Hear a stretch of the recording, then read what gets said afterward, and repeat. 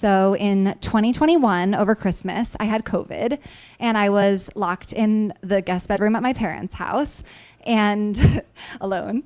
And I was like lying in bed one night thinking about the heist at the ISG, as you do when you're alone over the holidays and you have COVID. And I was like, who took the paintings? The people in the other paintings on the walls. And so from there, the idea kind of spiraled into, what if those people are alive and able to see and able to have their own stories? And it came so far away from art heist and so much more into, these are real people with real feelings and real love for one another, and a network within the museum, et cetera. So that was the moment, December 2021. So you're telling me that during COVID, when the rest of us were on TikTok, you were writing a book. Well, I was also on TikTok, but yes. So she can do it all. So were you immediately like, I'm writing this, or was it a bit of a, that's a cool idea, let's save it for later? I had been writing. My friend Kyle, who's here tonight, had put together a writing club over the pandemic, and we'd been writing a bunch of short fiction and reading it aloud to each other. And so I'd been writing like 75% of stories over and over again, but never one that I could see all the way through to the ending.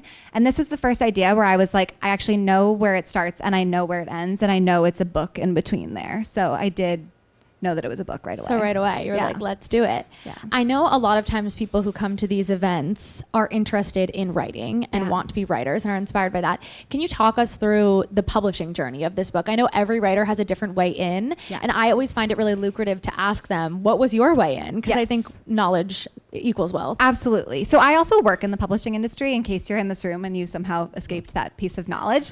But I'm the marketing director for a publishing imprint. And so I know a lot about how the industry works. So I knew that for fiction, for a debut, your work needs to be done before you show it to anyone else. So I started researching and outlining by myself in the New York Public Library. And I worked on the book for a year. It took me a year to write the first draft while working full time and doing Instagram and all the other things that I do. And after a year, I put it away for a few weeks, and then I came back to it and I read it all the way through as if I was just a reader. And then I read it again and took notes on it and made it the best version of it that it could be. So I edited it on my own, and one of my closest friends from high school also read it at that time and gave me really helpful notes on that as well. So I feel like having someone else in the text with you is great, because it's someone to say, this is where the magic doesn't track. This is where I figured out where certain things happen. She highlighted sentences that she loved, and I was like, okay, good, I can keep going. Someone likes part of this at least. And then after that, I queried agents. So that's what you need to do if you're going to be traditionally published, like the two of us are. If you're self-publishing, I don't know anything about that world, so I can't speak to that experience. But if you want to get published by the big five, you need to be represented by an agent. And the best advice I have for you on that is to go look at the acknowledgement section of all the books that you love and see who represents those writers, which is what I did. So I made two lists. One of agents that I had worked with and love through work, where I was like, I feel like they represent similar work to mine, and I also liked their style. And then I also made a list of agents I'd never spoken to before who represented writers who wrote books that I loved and that felt like they were in conversation with The Art of Vanishing. And then I queried, which is like herding cats. Like, an agent's first priority is the writers they already represent. So you are not their first priority when you're in their inbox querying them. But as you get interest from different agents, you can kind of follow up with different people. And I ended up getting amazing interest from my agent, Ariel, who is the best. And we had a great meeting where we talked about the book, and then the day after that, she and her daughter were in Philly, and they'd figured out what museum the book was set in and what painting it was, and they sent me a selfie in front of the painting. And I was like, okay, it's them. Sounds good. So with Ariel, we edited the book again. The book gets edited so many times. You have no idea how many times you're going to read what you've written, so you better love it. And we put together a list of publishing houses and editors that we were interested in, and then Ariel handled the submission process, which is why you need an agent. And from there, we found Hillary, who was literally the perfect editor for the project. And Hillary had a big view of what she thought the book could be. And after that call, I was like, I can't do this with anyone else, or make this version of the book, which I think is the best version of the book. So we went back and we made a huge revision to the book. And if you guess what it is, I'll tell you if you're right or not. But big. Like I rewrote, I think it ended up being, oh, I can see my friends nodding like they figured out what it is. I rewrote like half the book. So it is half what I had originally created or created in some version with Ariel and half what I made with Hillary. And then from there, we finished it in May of 2024. So it's been a year that the book has been done in this version, and then the publishing house takes it and makes it what it is and puts together amazing events like this, and now you get to hold it in your hands. And it's such a lovely journey. And I think the thing that's so interesting is that it feels so daunting, like when you think about it, like publishing a book. But what you just described was really like a radical level of belief in your work and your story, plus knowing some people and doing the right research, all coming together with your talent, of course, and hard work, and kind of being the perfect equation. And it's such a village of people it takes to make the book a thing. Like when I look at the book that you're holding now, I see my work, but I also see my publicist's work and my marketer's work and my editor's assistant's work and the copy editor's work. So it's like, it looks like one person's work because it has my name on the cover, but really it's a whole group of us who made it possible. Did you always know that you wanted to write a book? Like, was this always the plan? Obviously, you work in publishing, so you love books, but was this always the plan? Yeah. I mean, I've been a crazy reader since day one. Like, since you could, I think the best feeling in the world is when you realize you can read a chapter book by yourself for the first time. Like, that is freedom. I don't need a driver's license. I just need a book. And so I've always really identified with reading, but I feel like, and I wrote to like process my own thoughts and to tell my own stories, but it took a while for me to feel like I could be an author on the same page as the authors that I read and loved. And so I feel like it was really a coming to terms with like, my voice is my voice. It's not Sally Rooney's voice or Lauren Groff's voice. I love them. And it's better when I don't pretend to be something I'm not and I just embrace what my writing voice is. I love that. Yeah. Navigating a career in publishing or any 9-to-5 job and relationships and everything else, plus writing a full novel.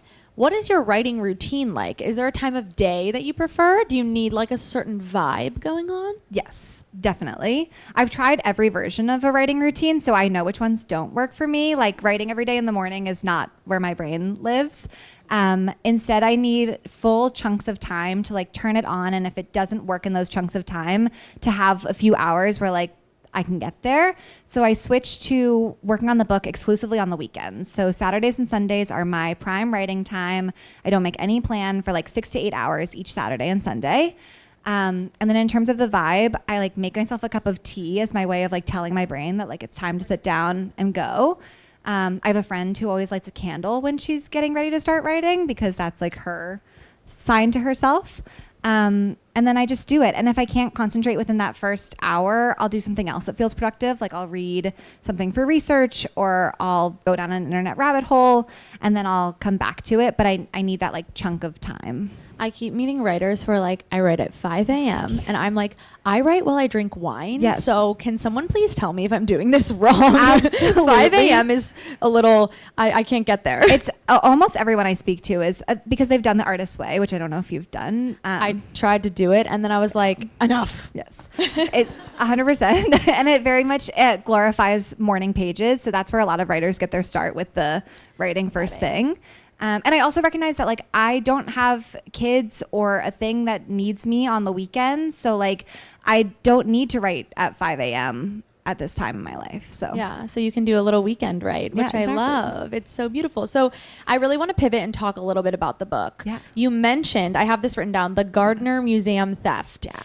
For those people who don't know, it's an active and ongoing investigation into 13 stolen works of art from this museum's collection, and there's a literal $10 million reward. So if anybody wants to meet up after this, we can go try to crack the case. It took place in the 90s, though, so it's kind of cold. Can you talk me through your obsession with this case? Like, such a niche thing to be obsessed with, and can you also describe to me the impact that this case had on the book? Yes, absolutely. Okay, in my mind, this is not a niche thing to be obsessed with because everyone She's like, this is just a regular thing. How do you guys not know? But I understand this. So after this theft, the whole city of Boston like kind of turned upside down looking for the people who took the paintings, and it was like very like scandalous, and like the security guards were knocked unconscious, and there was lots about it. But the coolest thing about it is that the museum was owned by this amazing collector, Isabella Stewart Gardner, and she had a very precise way of how she wanted things in the museum, and everything was hung according to her vision, which is similar to the museum in which the book is set. And so they left all the frames of all the empty paintings on the walls because the thieves had slashed the paintings out of their frames, which is so violent and like very visceral to me. So all the paintings, all the frames still hang there, and the paintings are of obscene value. Like there is a Vermeer missing, and there are only a few Vermeers in the world. Like no one will ever see that painting again, which I know haunts me and my friend Madeline to this day. And so I think what's so cool about this theft, not that I think anything is cool about the fact that the paintings are gone, but I think that the fact that when you walk into the museum, you feel the absence of the paintings as much as you would feel their presence if they were there is really remarkable and something to think about. However, this theft is basically unsolvable. Not that you and the people in this audience couldn't do it after if you really put your mind to it. We're gonna do it. Yeah. We just gotta get like those TikTok people on it who are obsessed with crime. I know. They'll love this. I know. I can't believe they don't know. They must know. They must know. And they must know how hard it is, because a lot of art theft isn't the kind of like beautiful, organized, collector-based thing that we think it is based off the Thomas Crown Affair or shows like White Collar. It's like run by local crime syndicates where they steal a painting one time, and that's the only time they do art theft. So it's not like the crazy collector who behind their closet has a whole bunch of stolen paintings hanging. It's like it went into the black market somewhere and we're never going to find it again. So solving the ISG art heist is impossible. And as much as I wish I could do it, I didn't want to try to do it in literature form because it would just be too hard of a challenge. So I set the book elsewhere, but I still kept this idea of something valuable being taken from the museum in the book itself. I don't want to give too much away, but that played into the book, as did, I went looking for a museum that had the same vibe as the ISG, in that it was created by a curator who really wanted the paintings in there for a specific reason, and next one another for a specific reason. Let's actually talk about the setting, because I think setting is so important to a book and a story. What was the decision to set it where you did? I want you to be able to tell everybody. Yes. And what is your connection to that place? Oh my God. Okay. So I didn't have a connection when I started. I looked up other mid-sized museums that are like the Isabella Stewart Gardner, and the book is set at the Barnes Foundation, which is in Philadelphia, which is an amazing museum. And I highly, highly recommend it if you want to take a day trip to Philly. It's so easy to get to Philly from New York. But I couldn't go to the Barnes when I first started the research because it was kind of the end of COVID. We weren't traveling as much at that time. So I started with books in the library, which is like the most me way to start this project ever. And the New York Public Library has an amazing art resource room that has all these amazing books that have all of the paintings that hang in the Barnes, but in book form. So I went flipping through one of these books one day, looking for a guy that you could have a crush on. And I found him, though some people have debated whether he's crushable or not to me. So you'll have to look up the painting after you read it and decide for yourselves. But he's reading a book, so like, come on. And so I found him in this painting, and then I did get to go to the Barnes 4 months into the process of writing, which made the book so much richer because in sitting inside the museum, I really got to hear what it sounds like to be in the museum, which is not the same thing as how it sounds to be sitting in a silent library. It's people walking around, and you hear kids complaining to their parents, and you hear couples having fights or falling in love, and you hear crazy museum guides who all say different things about the same painting that you're sitting in front of, which definitely plays into the book a little bit. I don't want to like misinform anybody about the art, but I did hear such a variety of stories that you were like, all of this can't possibly be true. And so that really brought the story to life even further and allowed me to kind of base the book off of the museum as a whole. So every single painting referenced in the book is a real painting that hangs in the Barnes Foundation. That's amazing, and so much research. But so fun. Also, like the Barnes is an amazing, amazing place where, like, on their website they have the paintings shown as they're shown on the gallery walls, so you can see like what ensemble they're in. So you could really put together the story of like this painting hangs next to this painting, and what relationship do those characters have to one another. Well, speaking of characters, you give me a great segue. I love the choice to kind of give us both point of views of our two main characters. Can you speak to that choice? Did you always know that you wanted to do that? I feel like it's an interesting one because some would say it would be easier to just stick with one and we're going to ride into the sunset together. But to do both, it gives it a lot of world. Yeah. What was that like and what was that choice like? So that was Hillary's big idea for the book. Spoiler. So the first version of the book was just Jean's perspective, who's our male lead. And the note I kept getting over and over again was, I want to be in Claire's head. I want to know Claire more. And I, too, wanted to know Claire more. I don't feel like I knew her in the same way I did after I wrote her in there. But Jean is very... he has walls around him. He can only be within the confines of the museum. So he lives within this like restricted world, an amazing restricted world because he has access to all of these paintings, but he can only be within the museum, whereas Claire can leave the museum. So once I added her perspective in, it kind of broke open the world of the story and we could go out of the museum with her, which was both daunting and great. But when Hillary and I first met to talk about this, she was like, this is why I think this is so important, etc. And I was like, yeah, sounds good. And then after we hung up, I was like, can I do what I said I would just do? So it was really a challenge for me too, to figure out if I could bring Claire to life in the same way. And now I love her chapters maybe even more so than I love his. So John had a book and then you inserted her into it. Yes. That's so interesting. And took a lot of him out of it or retold pieces that he had told from her perspective, which was really fun. Everyone's going to read it, but it feels so balanced. Yeah. That's such an interesting nugget for everyone going into their reading experience to know like how you crafted it. I love that. Thank you. And I think when Hillary and I first started talking about it, she was like, it doesn't need to be every other chapter. It can just be a piece of the book. And I was like, And then once I started writing her, I couldn't stop. So there's much more Claire than we'd originally discussed. There's so much in the book. There's museums, obviously, and art, but we get family, we get history, and then there's this like sweeping love story. Yeah. How did you balance all of that together to decide, how much you were going to focus on all of these themes and not like, I feel like it feels very whole in the way that you don't feel just like, oh, this is just a romance book. This is just a love story. There's so much happening and it's okay to read things that are just a love story. Yeah. But I love that there's so much happening. How did you balance that and how did you not fall in love with them? Because I was falling in love with them. Well, I am in love with them. I still am. But I feel like this book is like an amalgamation of all the things that I love to read.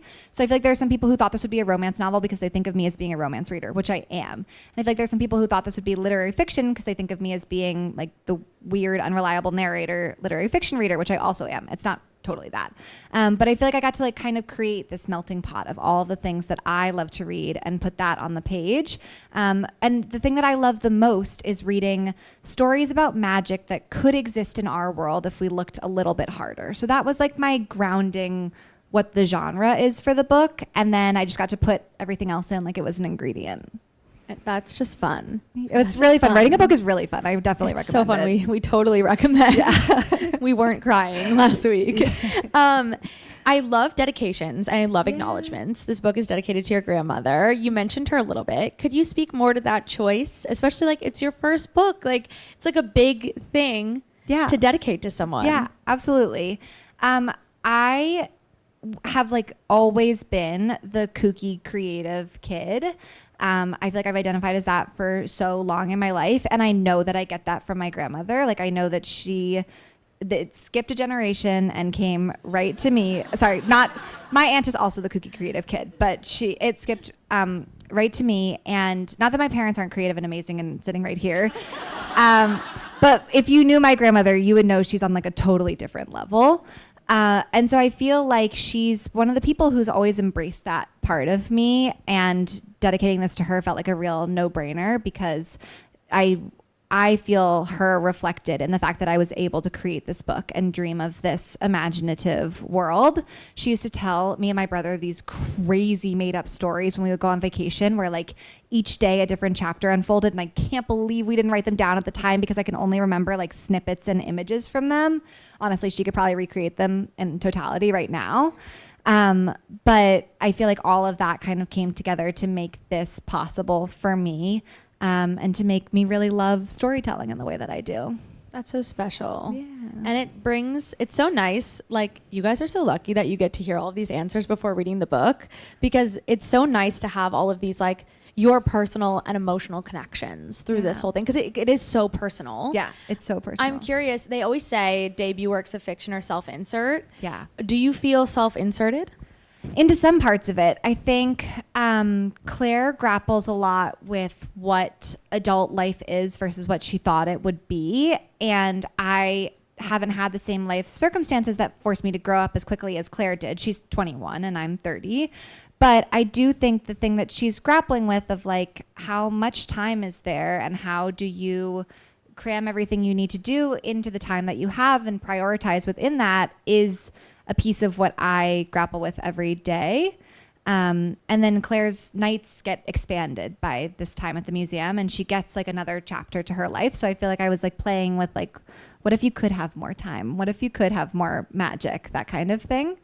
So I feel like that piece of it is in there. And then there's like some ponderance on art in here as well that I definitely feel as I am a consumer of art and a celebrator of not just books, but theater and art and music, of having to sign off when it's done and having to give it to other people and having to let them take on part of the story of the work in what they think of it and how they process it and how they show it to the world.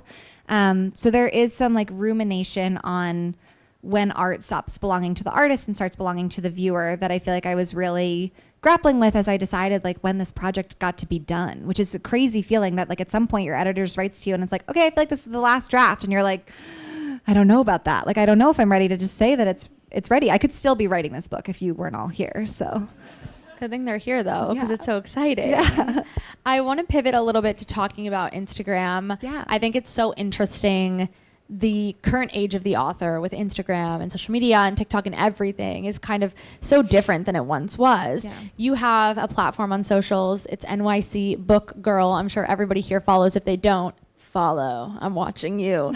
Can you speak to me a little bit about like book talk, bookstagram, your feelings around it? I think it's so interesting that you're kind of have your feet in like 3 different places. Like Yeah. you are so familiar with publishing. Now you're a published author. And then you also have this kind of bookstagram world as well. Absolutely.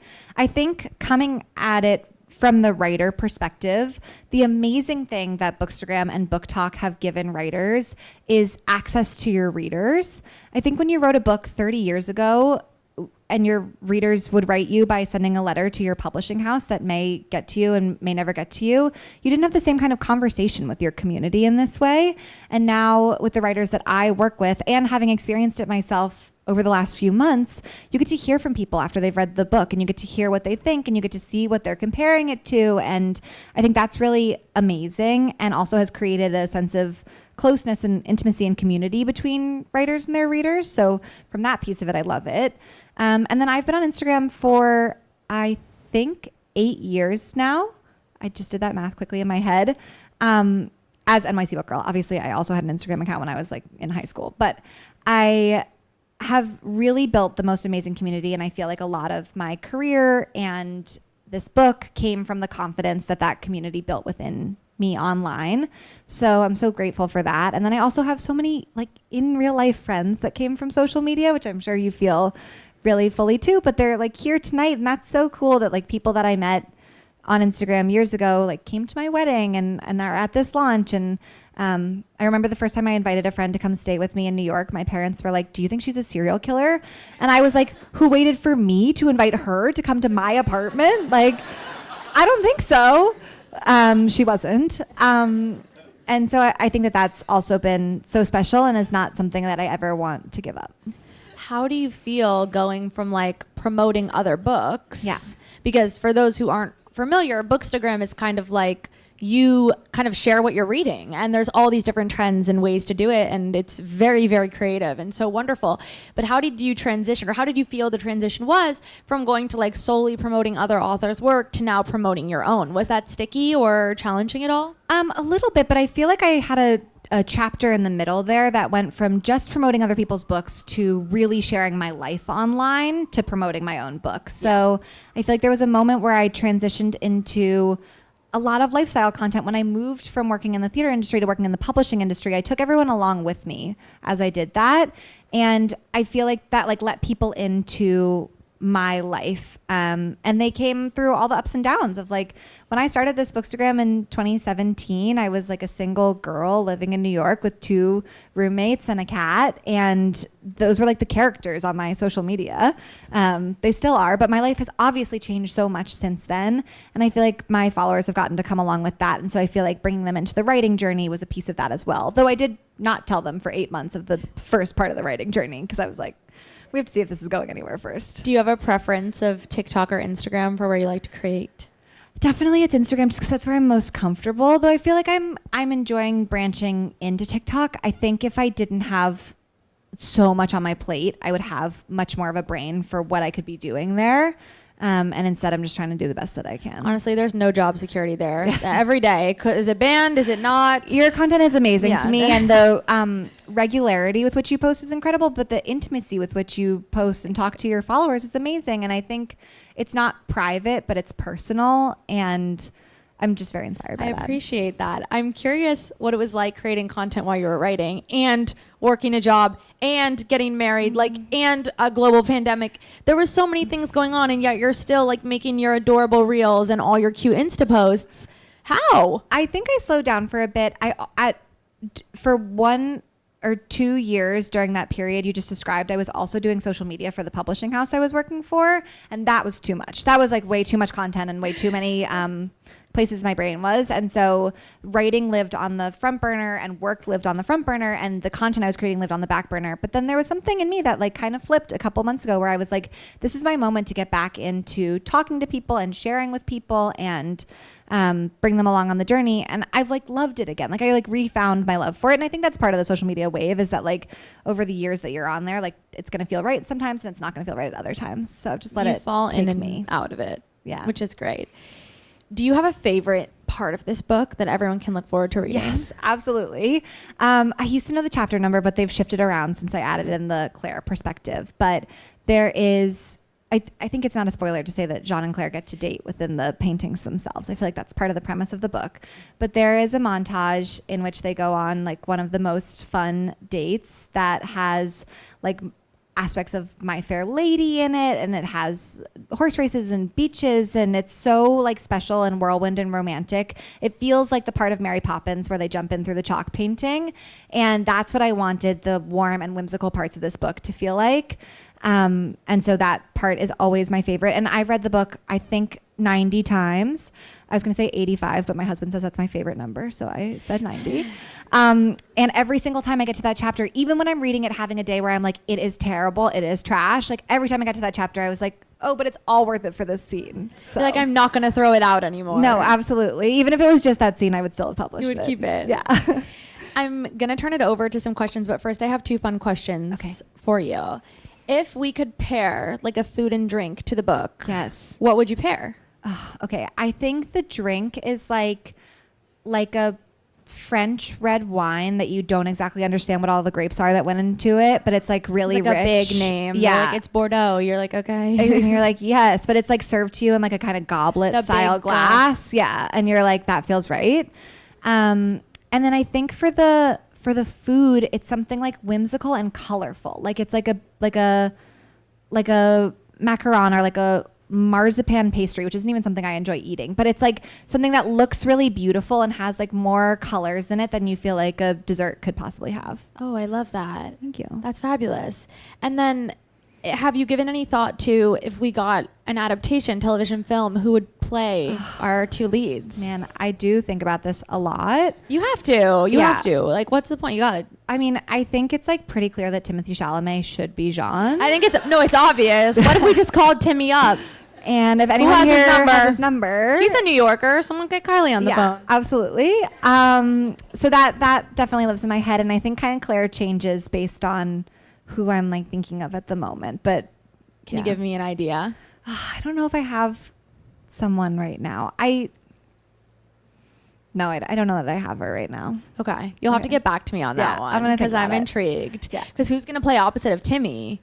Maybe she's like an up and coming actress. We don't and then know that's her like yet. super exciting for Yeah. her because it's like when she finds out she booked the role, it's like, and you get to kiss Timothée Chalamet. Yes. And she's like, oh my God. And then she becomes famous. And then we all say it started here. Yes, absolutely. And we like have the footage of the Zoom where like she thought she was auditioning again, and they actually are telling her And that it's she actually got the part. And I'm there too because I was like, I was part of this. And she's like, who's that? And it's like, no, it doesn't matter. You're She like, wasn't just go even with it invited. anyway. Okay, we're going to turn it over to some questions. There are microphones. They're going to run them over to you. We're going to call on you. Who has a question? One question I have is, knowing everything that you've learned now, if you were to go back and start day one, you have the idea, what advice would you give yourself? Oh my God, this is a good question. And I'm working on my second novel now, so this has been on my brain a lot lately. Thank you. What does she not do? But I feel like knowing I'm going to get through and get to the end of it has been a huge part of writing the second book. Like I know that, oh my God, I just saw my junior year English teacher in the back row.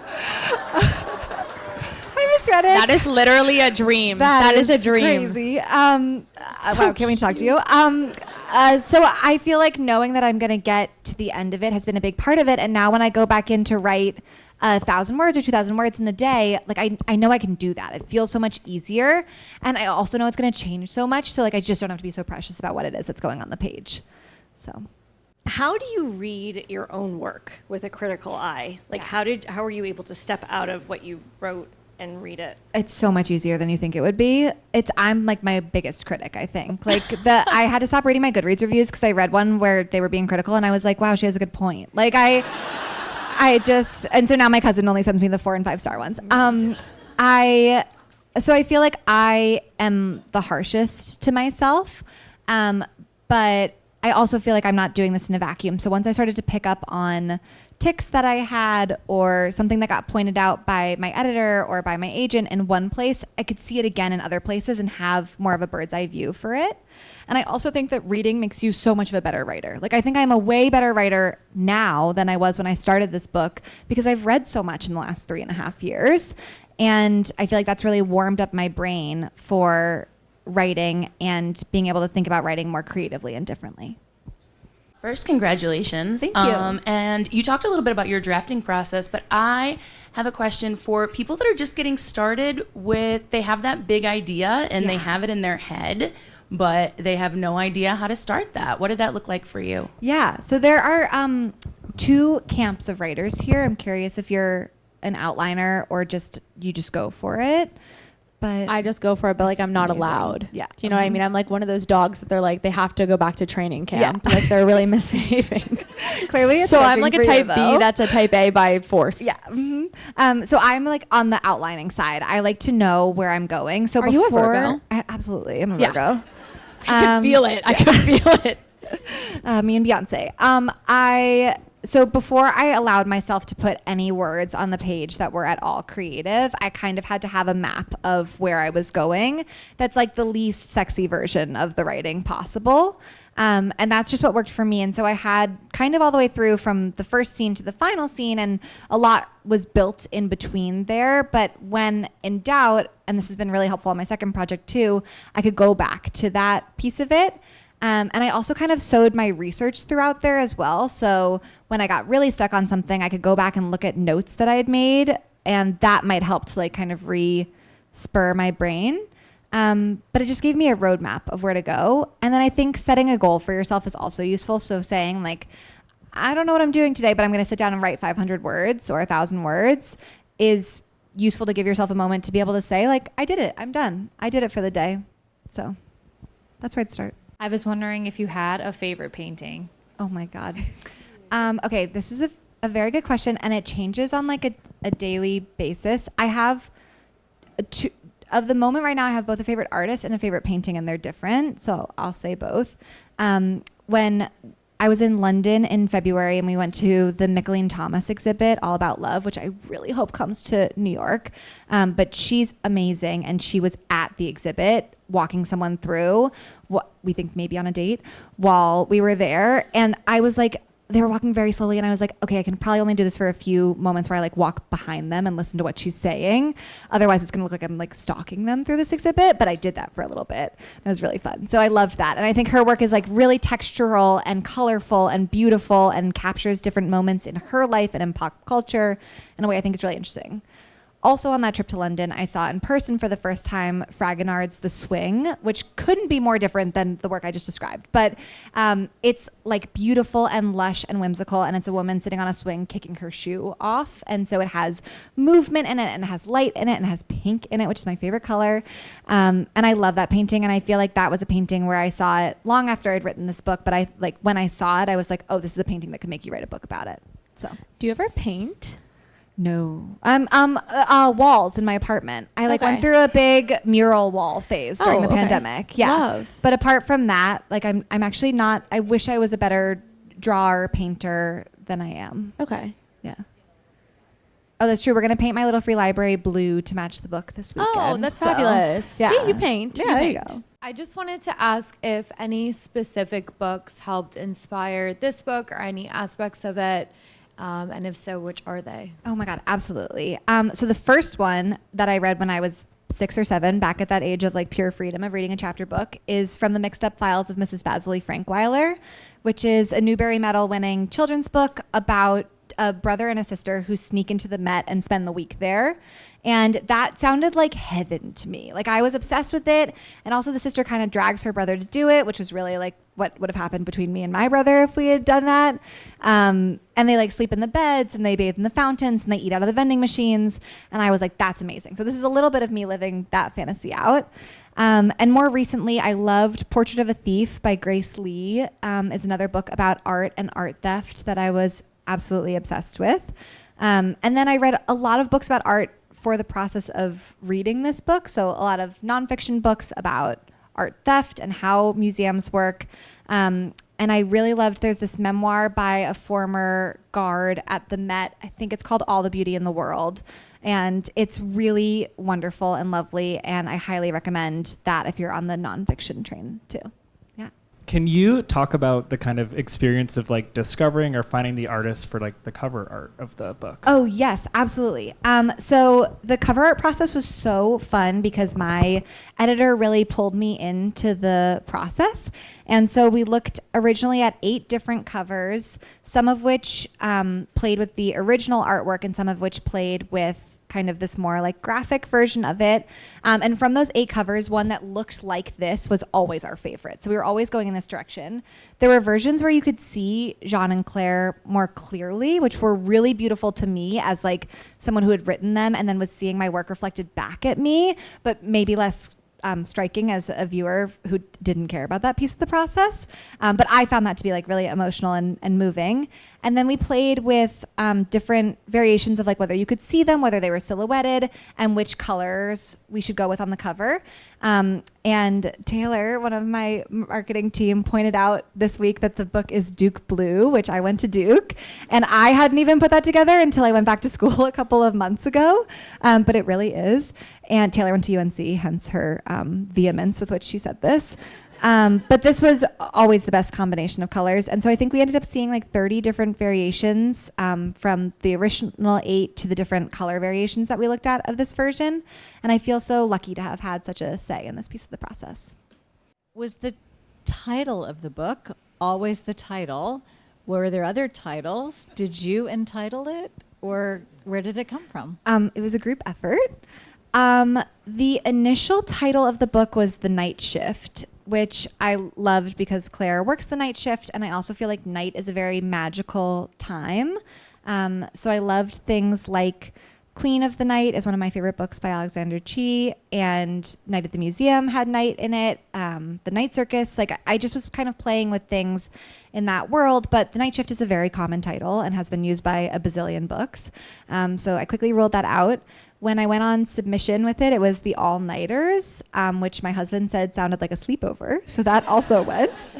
And then after that piece, I kind of shared all the different words that I'd been brainstorming with my agent and my editor and her team. And on that list were gallery and art and museum and wall and night and all those things, but also vanishing point was on there as an art term. And we kind of played with that for a while, but the painting itself that the book is based on doesn't have a vanishing point in it. So that would have really bothered me forever if we had gone in that direction. And so the art of vanishing kind of came together from all of that word salad that we made. You mentioned how daunting it was when they asked you to rewrite the big rewrite, and you were like, sure. And then you know, like, how am I going to do this? My first thought was like, were you like so afraid that everything was just going to fall apart? A little bit, but I think that I had a feeling that it was going to fall apart to come back together better. And I didn't have like an emotional relationship to like killing my darlings in any way. Like there were pieces of the book that are gone for good that are definitely for the best that they're gone for good. There's something my agent took out before we even put it out on submission that like shall never come back. And so I'd had already the experience where I was like, this is helpful and like this can be beneficial for pieces to go away. And so as I took it apart, I kept feeling like things were clicking as I was putting it back together more so than they had originally, which I feel like kept me going along. So that was really affirming. And then also the book ends exactly the same way that it did in the first draft that I wrote of the book. So I feel like I always knew that that was what the final scene was going to be.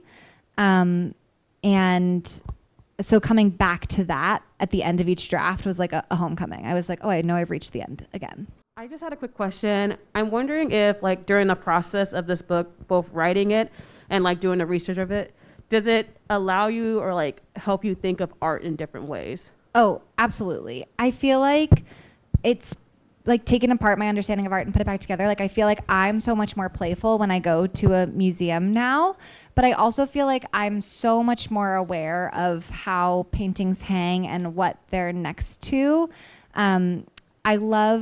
There's a W.H. Auden poem that's about a painting in the Musée des Beaux-Arts in Brussels. It's about a Bruegel painting of Icarus falling from the sky, and it's a beautiful ensemble painting with like tons of complex things going on in it. And I went back and reread the poem this year in this like deep dive that the New York Times did of the poem, and I realized that there are paintings that he references in that poem that are not the Bruegel's painting itself. There's the other paintings on the walls that are referenced.